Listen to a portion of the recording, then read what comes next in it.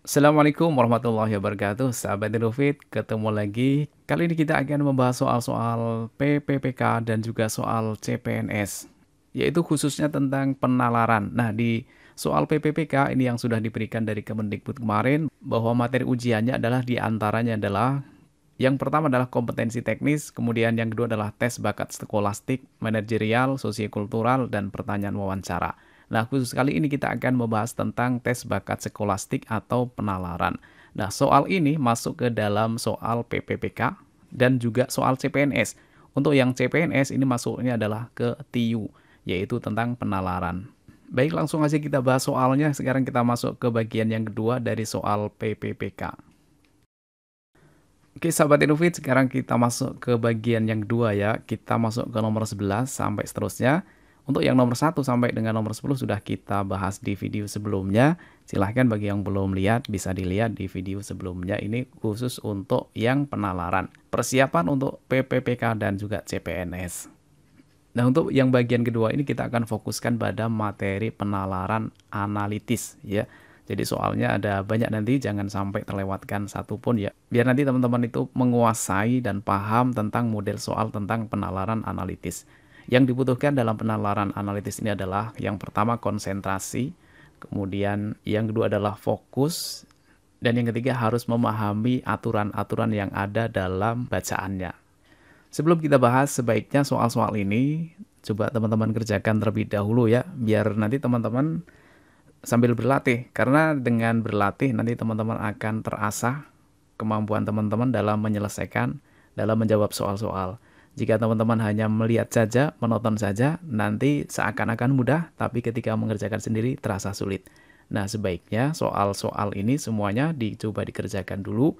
Kemudian kalau sudah dicocokkan dengan pembahasan yang ada di video ini. Kalau misalkan nanti ada yang kurang pas, bisa kita diskusikan di kolom komentar. Ya, oke. Untuk sebagai latihan silahkan persiapkan alat tulisnya, kemudian dicoba dikerjakan di pending videonya ya. Sahabat Innovate, untuk soal penalaran analisis ini satu bacaan atau satu pernyataan ini dibuat untuk menjawab beberapa soal. Jadi untuk yang nomor 11, 12, 13 ini pernyataannya sama atau bacaannya sama. Kemudian yang berbeda-beda adalah pertanyaannya. Jadi sebelum kita bahas, silahkan sahabat baca dulu, kemudian sahabat kerjakan ya di pending videonya, screenshot, kemudian nanti kita bahas. Ya, ini soal nomor 11 seperti ini, silahkan di screenshot kemudian dicoba dikerjakan. Kemudian yang nomor 12 seperti ini, teks bacaannya masih sama, bedanya yang ditanyakan. Ya, kemudian yang soal nomor 13, ini soal nomor 13. Silahkan teman-teman kerjakan terlebih dahulu, kemudian nanti kita bahas ya. Oke, kalau sudah kita bahas ya, tentunya sudah ketemu jawabannya. Ya, yang nomor 11. Nadia adalah karyawan yang wajib memakai baju seragam dengan warna biru, putih, merah, kuning, dan hijau selama 5 hari kerja, yaitu Senin sampai Jumat. Yang pertama, baju merah dipakai setelah baju kuning. Yang kedua, baju hijau boleh dipakai sebelum baju biru yang dipakai pada hari Jumat. Yang ketiga, baju kuning harus dipakai pada hari Selasa. Urutan warna baju yang dipakai oleh Nadia mulai Senin sampai Rabu adalah titik-titik. Ya, di sini diketahui bahwa mulai harinya itu dimulai dari hari Senin, kemudian sampai dengan hari Jumat ya. Kita tuliskan harinya dari Senin, kemudian Selasa, kita tulis huruf pertamanya saja ya. Selasa, kemudian Rabu, kemudian Kamis, kemudian Jumat. Ini adalah hari-harinya. Selanjutnya dari yang pertama, baju merah dipakai setelah baju kuning. Ini artinya baju merahnya itu dipakai setelah baju kuning. Berarti baju kuning dulu, baru kemudian baju merah. Ini pernyataan yang pertama. Yang kedua, baju hijau boleh dipakai sebelum baju biru. Berarti baju hijau dulu, baju biru, baru baju biru ya. Sebelum baju biru, berarti hijaunya dipakai terlebih dahulu. Berarti ini artinya hijau dipakai dulu, baru kemudian baju biru. Ini yang kedua. Yang dipakai pada hari Jumat, berarti baju biru yang dipakai pada hari Jumat. Baju biru ini dipakai pada hari Jumat, gitu ya. Berarti baju birunya sudah pasti ya, baju biru ini dipakai pada hari Jumat. Berarti yang biru ini dipakai hari Jumat. Berarti kita tulis di sini. Ya, pada hari Jumat ini bajunya adalah biru. Oke, lanjut ke yang ketiga. Baju kuning harus dipakai pada hari Selasa. Baju kuning harus dipakai pada hari Selasa. Tidak ada tawar-menawar ya, karena harus. Jadi kuning harus hari Selasa, ini sudah kepastian. Jadi Selasa ini bajunya harus warna kuning. Berarti Selasa ini adalah kuning. Oke, kita kembali ke yang pertama. Baju merah dipakai setelah baju kuning. Berarti setelah kuning itu baru merah. Berarti hari Rabu ya, pastinya merahnya. Nah, selanjutnya yang baju hijau ini sebelum baju biru. Berarti yang hijau itu pada hari Kamis ya, sesuai dengan pernyataan yang kedua. Gitu ya. Nah, yang belum masuk apa nih, baju apa yang belum masuk? Yang belum masuk biru, putih, berarti putih yang belum masuk ya, putih. Jadi urutannya adalah seperti ini. Ya. Selanjutnya yang ditanyakan apa? Urutan warna baju yang dipakai oleh Nadia mulai Senin sampai Rabu. Dari Senin sampai Rabu berarti Seninnya adalah putih, Selasanya kuning, Rabunya merah. Putih, kuning, merah. Putih, kuning, merah berarti jawabannya yang E ya. Putih, kuning, merah. Oke sahabat Edufit, sekarang kita bahas ke yang nomor 12 ya. Seperti analisis pada soal nomor 11, kita dapatkan seperti ini ya. Selanjutnya kita langsung ke yang ditanyakan. Yang ditanyakan di sini adalah urutan warna baju yang dipakai Nadia pada hari Senin, Rabu, dan Jumat. Senin, Rabu, Jumat. Senin itu berarti di sini ya. Senin, kemudian Rabu, kemudian Jumat. Berarti warna bajunya adalah putih, merah, biru. Putih, merah, biru itu jawabannya adalah yang A ya. Putih, merah, biru. Ya, jawabannya A. Baik sahabat Edufit, sekarang kita bahas ke yang nomor 13 ya. Sesuai dengan analisis dari pembahasan soal yang nomor 11, kita dapatkan seperti ini. Kemudian langsung saja kita ke yang ditanyakan. Urutan warna baju yang dipakai oleh Nadia mulai dari hari Rabu, Kamis, dan Jumat adalah Rabu, berarti ini ya, Rabu, kemudian Kamis, dan Jumat berarti warnanya adalah merah, hijau, biru. Merah, hijau, biru, yaitu jawabannya adalah yang E. Baik sahabat Edufit, sebelum kita lanjut ke nomor selanjutnya, ini ada beberapa rekomendasi bimbel online yang bisa sahabat ikuti. Di antaranya adalah dari sahabat CPNS, kemudian dari Ayu CPNS, kemudian ada juga dari Bisa CPNS.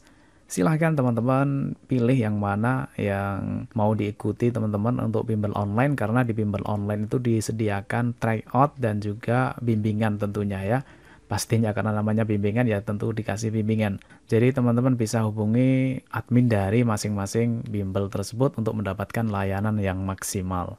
Bagi teman-teman yang mendaftar bimbel tersebut melalui link yang ada di deskripsi video ini, maka teman-teman akan mendapatkan potongan harga. Jadi jangan lewatkan kesempatan yang bagus ini supaya nanti teman-teman lolos CPNS tahun 2021. Untuk caranya silahkan teman-teman lihat pada bagian deskripsi dari video ini. Baik sahabat Edufit, sekarang kita lanjut ke nomor 14 sampai dengan nomor 17 ya. Nomor 14 sampai dengan nomor 17 diberikan bacaan yang sama. Pernyataan yang sama, kemudian pertanyaannya berbeda-beda. Silahkan teman-teman screenshot dulu dari nomor 14 sampai nomor 17 ya. Kita bukakan, ini nomor 14 seperti ini. Silahkan di pending videonya, di screenshot, kemudian nanti kita bahas bareng-bareng ya. Nomor 14, kemudian nomor 15. Ya, ini adalah nomor 15. Kemudian nomor 16. Oke, sudah di screenshot ya. Kemudian nomor 17. Baik, silahkan dicoba dulu, dikerjakan, kemudian nanti kita bahas ya. Oke, kalau sudah ketemu jawabannya, sekarang kita bahas ya, nomor 14 dulu. Pada suatu jamuan makan malam, 8 orang eksekutif muda, Aldi, Benny, Cynthia, Debbie, Erwin, Farel, Rani, dan Tony, duduk mengelilingi satu meja bundar. Sudah kita gambarkan meja bundarnya. Yang pertama, Erwin duduk berseberangan dengan Aldi. Langsung kita tuliskan di sini ya. Karena ini ada 8 orang, berarti kita tuliskan di sini 1. Kita bagi 4 dulu ya. Bagi 4, kemudian yang ini kita bagi lagi. Ya, di sini Oke, sudah. Ini ada 1, 2, 3, 4, 5, 6, 7, 8. Pas ya, ada 8 orang. Yang pertama, Erwin duduk berseberangan dengan Aldi. Nah, misalkan Erwinnya kita tulis E di sini ya. Erwin berseberangan dengan Aldi. Berarti di depannya Erwin ini ada Aldi. Selanjutnya, Farel. Farel duduk di antara Tony dan Cynthia. Farel duduk di antara Tony dan Cynthia. Tony dan Cynthia di sini belum muncul, tapi yang jelas di sini kita tuliskan di sini ya. Farel duduk di antara Tony dan Cynthia. Berarti Farel di tengah-tengah ya. Di sini ada Tony, kemudian ada Farel, kemudian ada Cynthia. Jadi Farel itu duduk di antara Tony dan Cynthia. Belum kita masukkan di sini. Nanti dulu. Debbie dan Cynthia duduk tepat berhadapan. Berarti Debbie itu langsung berhadap-hadapan dengan Cynthia. Oke. Belum bisa kita tuliskan juga ya.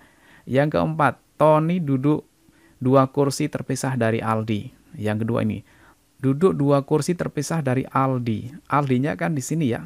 Kemudian Tony duduk 2 kursi terpisah. 2 kursi terpisah berarti ini 1, ini 2. Berarti Tony itu bisa di sini atau bisa di sini. Jadi ada 2 kemungkinan. Kita lingkari dulu ya, karena ini belum pasti. Bisa di atas atau bisa di bawah. Gitu ya. Oke, lanjut lagi. Benny duduk tepat di sebelah Aldi. Benny tepat duduk di sebelah Aldi. Berarti Benny itu juga sama, bisa di bawahnya Aldi atau di atasnya Aldi. Jadi karena tepat duduk di sebelah Aldi, bisa di atasnya, bisa di bawahnya. Bisa di samping kanan atau kirinya Aldi. Begitu kan? Ya, ini kalau kita lihat tampak dari atas seperti ini ya. Oke, ini sudah ada kemungkinannya. Sekarang kita lanjut lagi. Pernyataan yang pertama sudah tidak ada masalah. Pernyataan yang kedua, nah ini TFC. Jadi di sini ada TFC. T itu Tony. Tony misalkan kita ambil di sini ya. Tony kita ambil yang sini bukan yang atas, yang bawah. Tony di sini berarti pastilah di sini adalah F ya. Kemudian di sini C. C itu berarti bukan B, berarti di sini adalah C. Maka B-nya kita anggap kita coret. Kemudian Tony yang atas kita coret. Gitu ya. Jadi komposisinya sekarang seperti ini. Oke, kita lanjut lagi. Debbie dan Cynthia duduk tepat berhadapan. Jadi di sini Debbie dan Cynthia langsung berhadapan. Di sini udah ada Cynthia ya. Berarti pastilah yang di sini adalah si Debbie. Gitu kan?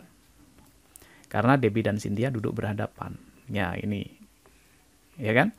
Oke, kita lanjut ke yang keempat. Tony duduk 2 kursi terpisah dari Aldi. Tony itu di sini. Tony duduk 2 kursi terpisah dari Aldi. Betul ya. Tony duduk 2 kursi terpisah dari Aldi. Aldinya kan di sini. Ya. Sudah nggak masalah ya. Kemudian yang kelima, Benny duduk tepat di sebelah Aldi. Benny tepat duduk di sebelah Aldi sudah tidak ada masalah. Berarti yang belum masuk siapa ini? Yang A sudah, B sudah. Yang belum adalah si siapa? Rani ya, yang belum masuk Rani. Berarti Rani letaknya di sini, ini adalah Rani. Oke, sudah masuk semua ya. Sudah terisi semuanya, sekarang tinggal ke yang ditanyakan ya. Oke, yang sudah masuk ini kita bulati, udah deal ya, udah pasti di sini ini adalah posisi Rani. Ini si Debbie, kemudian di sini Erwin, di sini Farel, kemudian di sini adalah Cynthia. Jadi sudah ada 1, 2, 3, 4, 5, 6, 7, 8 sudah lengkap. Baik, sekarang kita lihat pertanyaan yang nomor 14.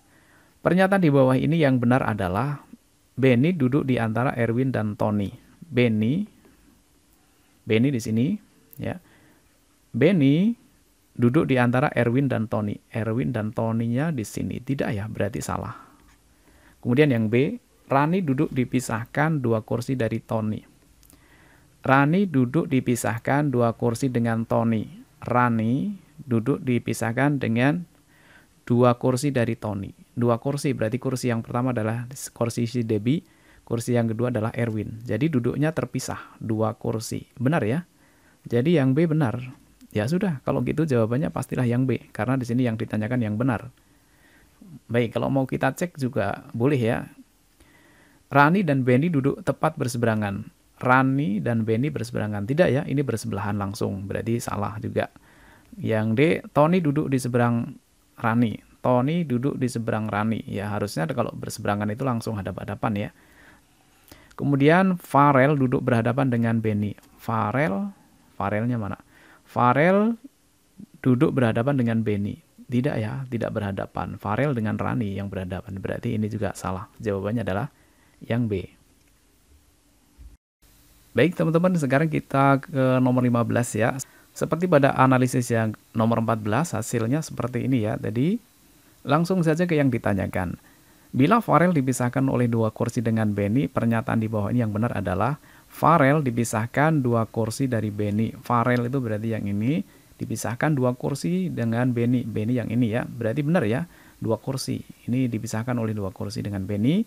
Maka pernyataan di bawah ini yang benar adalah yang A, Farel dan Rani dipisahkan oleh 2 kursi.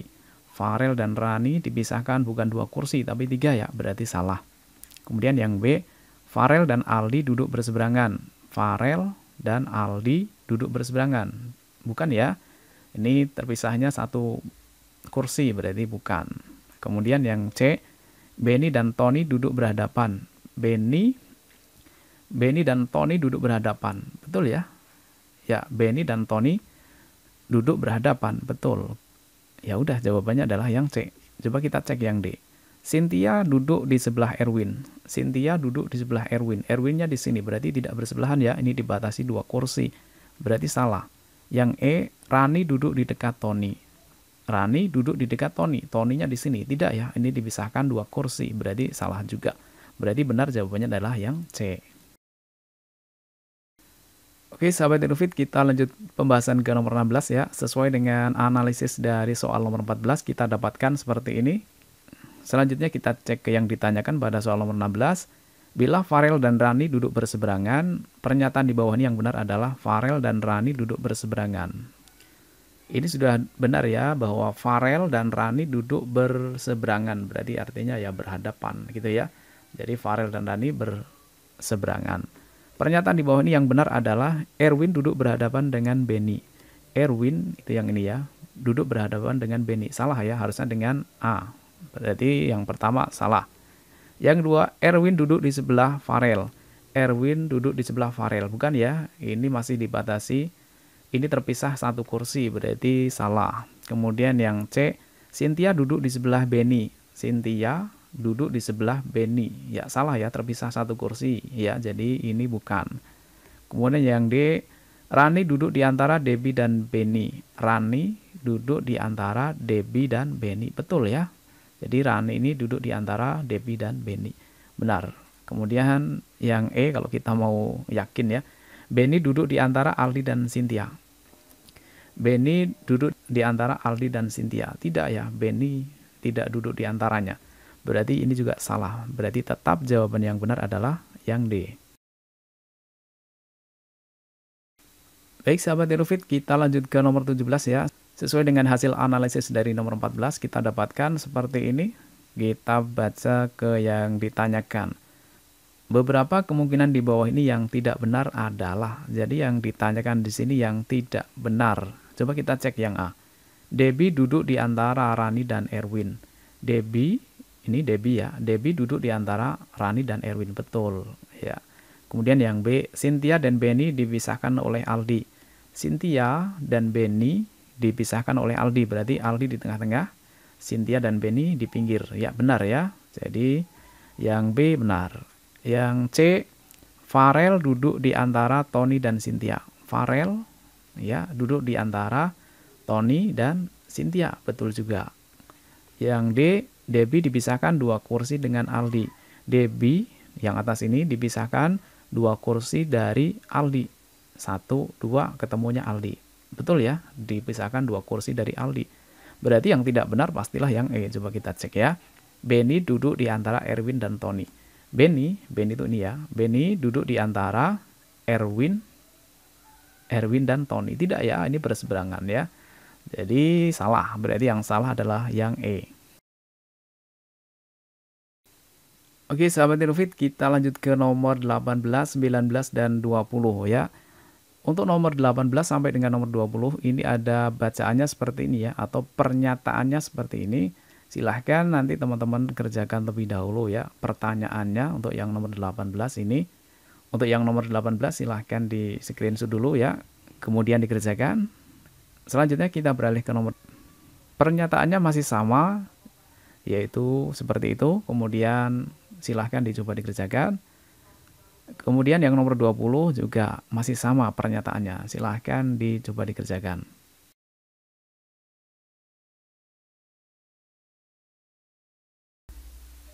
Oke sahabat Ilufit, sudah ketemu ya jawabannya. Sekarang kita bahas ya. Anita, Sandi, Putri, Liana, dan Bundan mengikuti sebuah tes hasil belajar dengan hasil sebagai berikut. Nilai Putri lebih tinggi daripada nilai Anita, 2 kali nilai Sandi. Jika nilai Anita dan Sandi ditambahkan, hasilnya sama dengan nilai Liana. Nilai Anita lebih besar daripada nilai Bundan, namun hanya sepertiga nilai Liana. Ya, kita langsung ke analisisnya saja ya. Langsung kita analisis dari soal ini. Yang pertama, nilai Putri lebih tinggi daripada nilai Anita. Berarti jadinya, kalau kita simpulkan jadinya Putri lebih tinggi itu berarti lebih besar ya. Jadinya adalah Putri itu lebih besar daripada Anita. Ini yang pertama. Kemudian yang kedua, nilai Putri itu juga 2 kalinya nilai Sandi. Jadi artinya di sini Putri itu nilainya sama dengan 2 kali dari Sandi.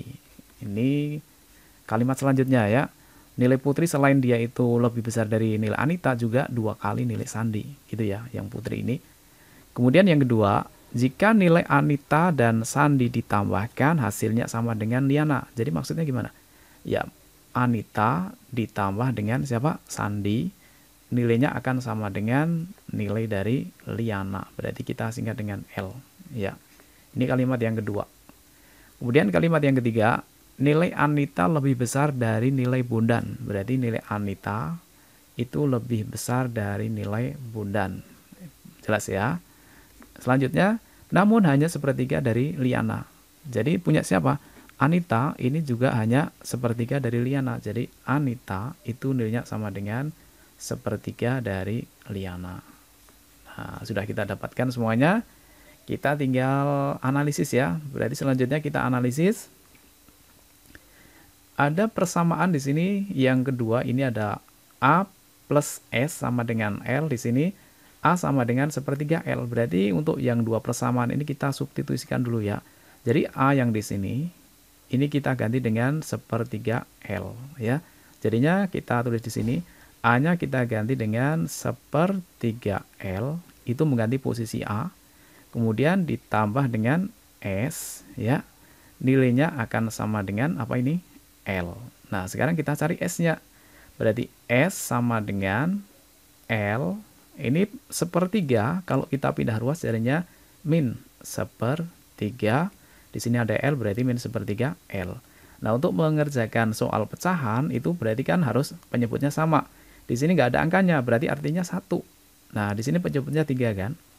Nah, di sini penyebutnya 3, berarti biar nanti sama penyebutnya, 1 ini dibuat menjadi 3/3. 3/3 kan 1. 1 itu nggak ditulis ya. Jadi ini penyebutnya sudah sama. Sehingga nilai S-nya itu sama dengan, karena penyebutnya sudah sama, kita tinggal mengurangi pembilangnya atau yang atas. 3 kurangi 1 nilainya adalah 2 per penyebutnya. Penyebutnya 3, kemudian apa ini? L ya. Jadi S itu sama dengan 2/3 L. Jadi dari 2 ini kita dapatkan bahwa nilai S itu sama dengan 2/3 dari L. Nah, ini kita dapatkan ya. Jadi di sini kita dapatkan bahwa nilai A, kalau A-nya sepertiga L, kalau S-nya adalah 2/3 L, berarti besar si S atau besar si A? Besar si S ya, berarti di sini jelas bahwa nilai S itu lebih besar dari A, ya kan? Karena S-nya itu 2/3 dari L, sedangkan A-nya adalah sepertiga dari L. Di antara A, S, dan L ini yang paling besar adalah L-nya kan? Kalau kita tuliskan di antara A, S, dan L itu berarti L itu adalah yang paling besar. Kemudian selanjutnya yang kedua adalah S ya, karena S-nya 2/3 L berarti S. Kemudian yang lebih kecil lagi adalah siapa? Yang A. Itu kan? Ya, yang A. Nah, di sini selanjutnya A itu lebih besar dari B, berarti A lebih besar dari B. Kita bisa tuliskan di sini adalah A lebih besar dari B. Kemudian yang pertama, P lebih besar dari A, berarti P lebih besar dari A, berarti karena P itu sama dengan di sini apa? 2 kali S. Kalau S-nya itu sama dengan berapa ini? 2/3 L, berarti di sini adalah 2/3 L, berarti L-nya ini dianggap 1. 2/3 L, maka untuk P-nya berarti 2 kalinya, 2/3 kali 2, berarti 4/3. 4/3 itu pastinya di atasnya ini, ya. Ini adalah nilai siapa? Nilai P, karena P itu adalah 2 kali S. Kalau S-nya 2/3, berarti P-nya adalah 4/3, karena 2 kalinya dari S, ya. Sedangkan L yang nilainya 1. 1 itu sama halnya dengan 3/3, gitu kan. Kemudian A-nya adalah 1/3, A-nya adalah 1/3. Kalau kita kembalikan ke pernyataannya tetap benar ya, A tambah S sama dengan L. A 1/3 ditambah 2/3 sama dengan 3/3, bener kan? Kemudian P-nya 2 kali S, P-nya itu adalah 2 kali dari 2/3. 2/3 kali 2 nilainya adalah 4/3. Ini sudah sesuai ya, sesuai dengan pernyataan yang diberikan. Dan B ini pastilah yang paling rendah, tidak diketahui seberapanya ya. Yang penting B ini adalah nilainya yang paling rendah. Nah, sudah kita dapatkan konsepnya. Ini tinggal kita cek ke jawabannya. Sekarang kita baca soal yang diberikan nomor 18. Hubungan antara nilai Anita, Putri, dan Bondan yang benar adalah, berarti kita baca satu-satu ya. Oke. Nilai Bondan lebih rendah dari nilai Putri. Bondan lebih rendah dari nilai Putri. Benar ya? Bondan lebih rendah dari nilai Putri. Sedangkan nilai Putri lebih rendah dari Anita. Putri lebih rendah dari Anita. Salah ya? Putri itu paling besar malah ya. Berarti yang ini salah. Kemudian yang B. Nilai Putri lebih rendah dari Anita. Putri lebih rendah dari Anita. Salah ya? Putri yang paling besar, berarti yang ini salah. Ya, jadi yang B salah. Yang C. Nilai Anita lebih rendah dari nilai Putri. Betul ya? Anita lebih rendah dari Putri. Sedangkan nilai Putri lebih rendah dari nilai Bondan. Salah ya, Putri itu paling besar, Bondan paling kecil, berarti ini salah. Yang D, nilai Putri lebih rendah daripada nilai Bondan. Nilai Putri lebih rendah dari Bondan. Masa sih Putri itu yang paling besar ya, berarti salah. Kalau begitu jawabannya pastilah yang E. Coba kita cek ya. Nilai Bondan lebih rendah dari nilai Anita. Bondan lebih rendah dari nilai Anita, betul ya? Sedangkan nilai Anita lebih rendah dari nilai Putri. Nilai Anita ini lebih rendah dari nilai Putri. Betul juga kan? Berarti jawabannya adalah yang E. Baik sahabat Edufit, sekarang kita bahas ke yang nomor 19 ya. Analisisnya sama dengan yang tadi, cuman bedanya pertanyaannya. Jika semua nilai berupa bilangan bulat, siswa yang pasti bernilai genap adalah, ya jelas Putri ya. Coba kita lihat pernyataan yang pertama. Nilai Putri itu 2 kali dari nilai Sandi. Berarti Putri itu sama dengan 2 kali nilai Sandi. Ini pernyataan yang pertama ini. Dari pernyataan yang pertama ini kita dapatkan bahwa nilai Putri 2 kali Sandi. Nah, kalau bilangan itu bulat ya. Kalau Sandi ini bilangannya bulat. Misalkan 1. 2 kali 1 nilainya 2. 2 kali 2, 4. 2 kali 3, 6. Berarti jika dikalikan dengan angka 2, maka akan selalu menghasilkan bilangan genap. Ya kan? Berarti kalau begitu, siswa yang pasti bernilai genap, yaitu si Putri. Yaitu jawabannya yang C. Baik sahabat Edufit, kita lanjut ke pembahasan yang nomor 20 ya. Tadi di nomor 18 sudah dibuat kesimpulan bahwa hasil dari nilai Anita, Sandi, Putri, Liana, dan Bondan kita dapatkan seperti ini. Ini dari nomor 18 ya. Kemudian sekarang pertanyaan untuk yang nomor 20. Urutan 5 siswa yang memiliki nilai tertinggi ke nilai terendah adalah, berarti sudah pasti di sini siapa? Putri, Liana, Sandi, Anita, dan Bondan. Berarti PLSAB. PLSAB. Ya udah, berarti jawabannya adalah yang A ya. Baik teman-teman, ini kita latihan sampai nomor 20 ya. Kemudian kita akan lanjut lagi di video selanjutnya. Jangan lupa ya subscribe untuk Edufit bagi yang belum subscribe, supaya mendapatkan pemberitahuan video terbaru dari Edufit. Edufit doakan mudah-mudahan sahabat Edufit semuanya lolos CPNS dan lolos PPPK yang akan datang. Amin. Wassalamualaikum warahmatullahi wabarakatuh.